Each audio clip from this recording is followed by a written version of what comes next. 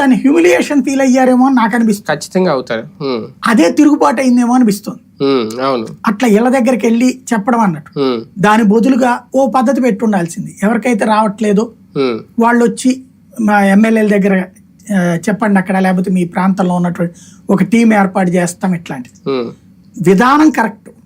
రాజకీయ పరమైనటువంటి ధోరణితో కాకుండా స్ట్రైట్ గా పనిచేయడం అన్నది కరెక్ట్. సమస్యల పరిష్కారమే. ఈవీఎంనే సాగ్గా చూపించాలనుకుంటున్నారా తాజా ట్వీట్ తో జగన్ గారు? ఇంకా అదే ఆలోచనలో ఉన్నారా? బ్యాలెట్ల ద్వారా జరగాలి ఎన్నికలు అంటే కార్యకర్తలు నాయకులలో ఒక ఫీలింగ్ ఉండిపోయింది. వాళ్ళు ఎవరితో ఇప్పుడు అడిగినా సరే ఏందన్నా మేము ఎవరి మీద ప్రమాణం చేయమంటే చేస్తాము, మేము వేసింది మీకేనన్నా అంటున్నారు. కాబట్టి ఇప్పుడు దానికి ఏదో ఒక సాకు చెప్పాలి. ఇక్కడ నీతో చెప్పిన వాళ్ళందరూ అక్కడ వేసారు, నీకు ఎట్లాగా జడ్జిమెంట్? ఈవీఎంలు అనేటువంటిది ఆ నాయకులు కొంతమంది సాకు వాడుతుంటే ఈయన కూడా ఆ సాకే వాడి ప్రస్తుతానికి ఎందుకంటే డైవర్ట్ చేయాలి. నా బలం తగ్గిపోయింది అనుకోకూడదు. కార్యకర్తలకు అట్లా రానియకూడదు.